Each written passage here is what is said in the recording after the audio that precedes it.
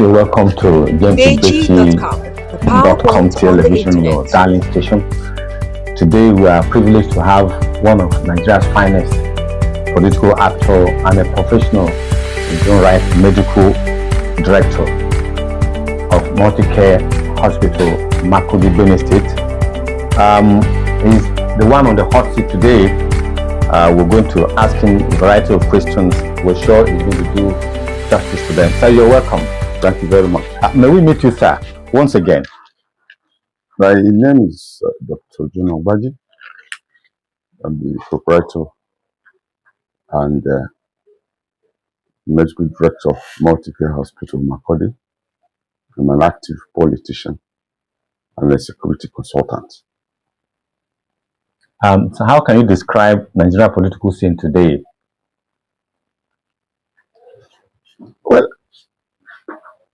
Well, some of the Nigerian political scene is that of chaos. It's in a very chaotic state. A lot of people seem to do things with no particular direction. Parties emerge and disappear. There's aggregation of different political parties for different reasons. If you care to look deep into them, I think in summary, many political parties come together for a mere purpose of having opportunities for their own personal gain. There's no ideological politics anymore. It is politics of where do I have opportunity? Where do I have a chance to do what will satisfy my aspiration? So I describe it as confusing, chaotic, and not having direction. Now, if you call it chaotic, confusing, how then can you describe the political situation of your party, the PDP, where you are an active player? It's much more chaotic than any other thing now. What is your opinion about that, Doctor? I think my description did not exclude PDP as a political party. It's one of the pioneer parties that started in 1999, and it came up with very, very good ideas with people, active members of PDP, who actually contributed immensely to the development of this country by ruling for 16 years. But somehow, positions that are available are fewer than the people who want to occupy such position. And so, there is, or there has been, very dangerous desire for people who supposedly may not even be suitable for particular positions, aspiring to get there by all means. That has led to very unhealthy competition within the party. And my description of a chaotic party includes PDP, which is also suffering the same thing. The worst of all was the recent fractionalization of the party with one house and two locations. And that is not healthy. They have been concentrating on who should occupy what, rather than what can we do for the people. All right. Now, you are still in PDP, right? You still call it your party? Yes. Why are you still in PDP despite what is happening in your party? Why have you chosen to remain in PDP? Well, my own being in a particular party, in this case, PDP, yes, it has to do with what I believe a particular political party could do for the people. The formative stage of PDP was well focused. It was people oriented. It has a very good geographic spread, which can make one think that it is a national party, with every Nigerian embracing it as their own. There was no issue of ownership where an individual will have unbearing influence on the party. So I think a party like that has a capacity to galvanize energy from all parts of Nigeria for a purposeful development agenda. They experimented that and did it for 16 years. And because of some individuals who were overambitious to occupy particular positions, it led to disintegration. And people deviated from such ideals. And to me, that was a very good thing to do for the people. Coming together, work together, have direction, and then tell people exactly what you want to do. So parties are mere platforms on which you will actualize your political ambition. And so, if people are going there for the purpose of what they could do for their own personal ambition, how much they can gain from it, then it's a gross deviation from the political ideology. I believe if a party has a good idea, a good plan, a good direction, one should remain in such a party as long as possible. In developed nations, they have a generational support for party. They don't cross carpet, they don't move. The father will be in a particular party, the son, the grandson, because they practice ideological politics. Politics of human sensitive plans. But in Nigeria today, we have politics that has to do with your personal ambition. And I don't believe in that. That is why I've remained with the traditional PDP who actually experimented those ideals from the formative stage. Okay, you talked about individual interest. Yes, that's very good. People are saying that ego and sentiment is what is ruling your party today, tearing it apart. How do you think your party can manage this so that it can come back to reckoning once again? Well, I think today the origin of the problem of PDP, ego may be one of them. There are also external forces that view PDP as a potential party that is capable of unseating the ruling government. That fear may have led to some hidden agenda which not many people may know. So the idea of trying to make PDP not to work together is for the purpose of the ruling party not having a very serious contender when it comes to presidential election and other elections. So I think we'll have to look beyond the PDP crisis to people who have instituted this crisis deliberately for the purpose of not being able.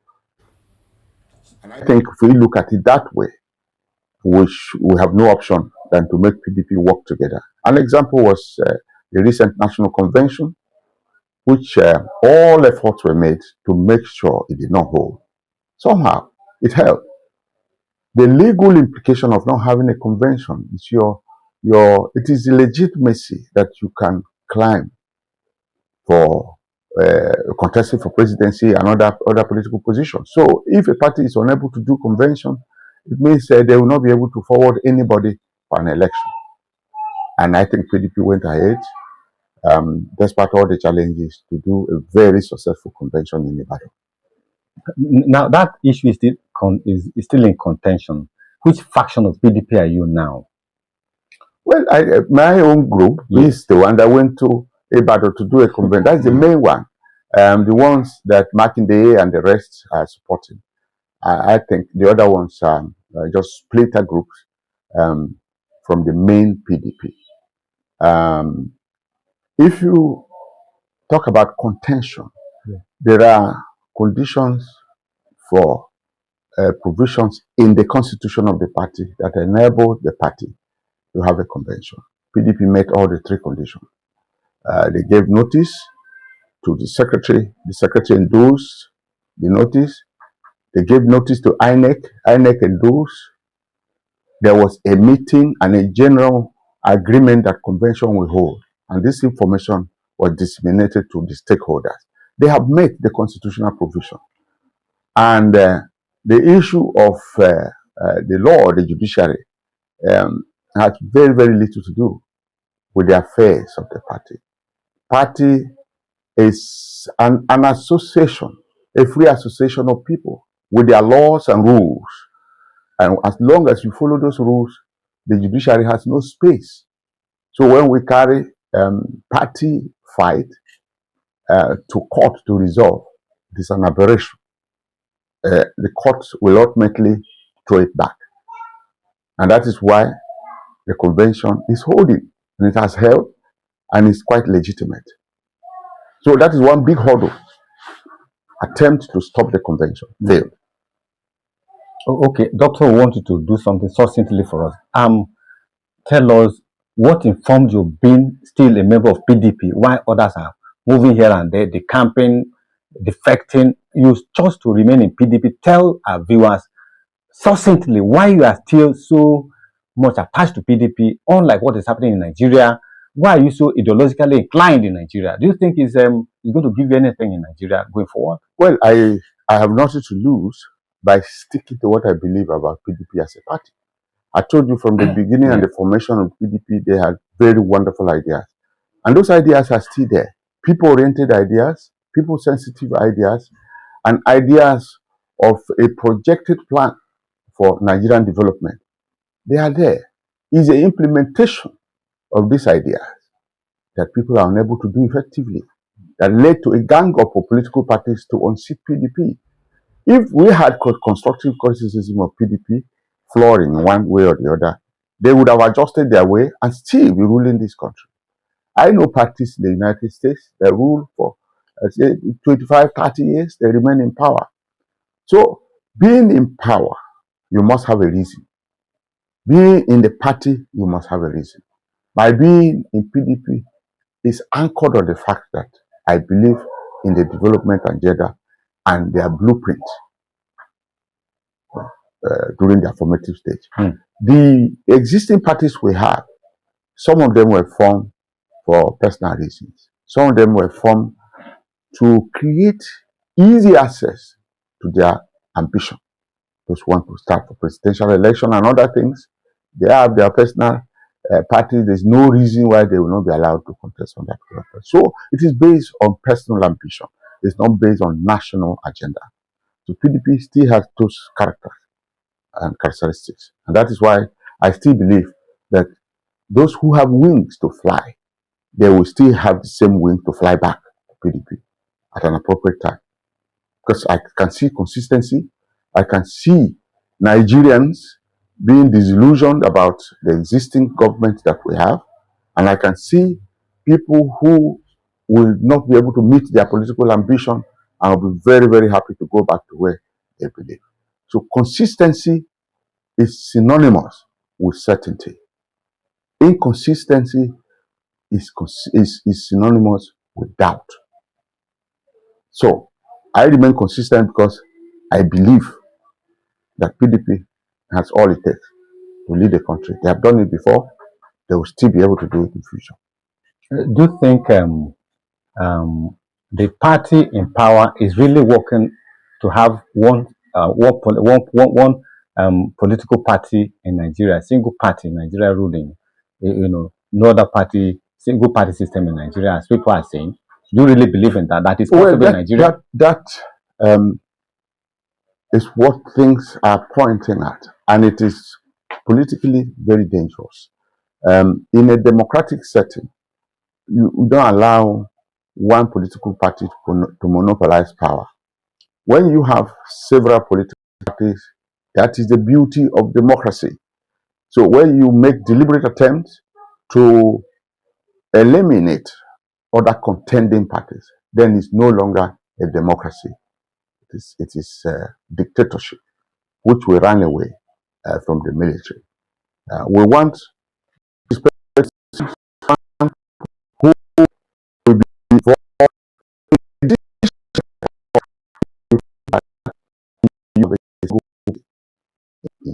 this.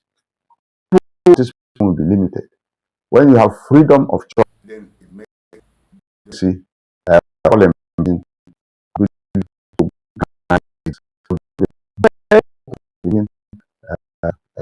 average life of freedom.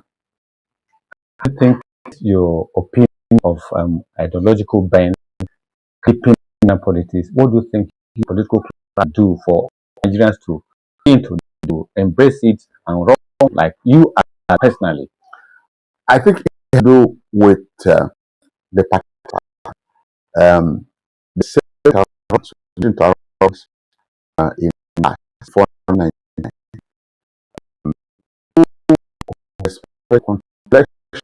were to return or any of the design and could continue that ambition because of military interruption. This happened a couple of times, and so decent, educated people who will otherwise contribute to the development of this country were scared. They did not want to come into the political space. So, people who were ill-prepared, who were not educated, had the opportunity and came by chance, I'll call it. And because politics and money are very much related, wealth accumulated, power aggravated to themselves, and it's difficult to remove such people from the political space. This alone has led to the present crisis that we have. People without ideas and people with a lot of money. Those two combinations is dangerous for a very healthy political environment. Unless you have something else to say, can you tell your viewers something beautifully that you think they need to know from you, as you have been doing? I think yes. It should be a reflection of the conditions of your people, the feelings of your people. A real good politician should be an agent of change. And this change can only come when you have a listening ear. At the moment, we have a disconnect between the people that vote and the people that lead. To me, it's a desire that we should narrow that space. So politicians should be able to listen to what the people are saying and implement their aspirations and desire. In that case, being a politics will be very interesting, because a true representative of the people will be very happy to be with the people. At the moment, I think there's a very big space between them. I will employ our people to be careful in empowering people into positions of power. When you give a madman a machete, you can never predict to what havoc he's going to do with it. So we must be very careful that we select people we know, people that are upright, people that are sensitive to the feelings and aspirations of our people, and people that are educated, and people that will think about the next generation rather than themselves. We should think about such people when we are selecting people to positions of power. To me, that is the only way we can gradually get out of the mess that we are in now. Thank you very much, Dr. Ogbaji. It's always a delight having you on 𝐩𝐵G.com television. It's a pleasure, sir. Thank you very much. Thank you, viewers. Bye-bye. James 𝐩𝐵G, the financier, the controller, the managing editor. Thank you very much. Thank you so much. Thank you. Bye-bye.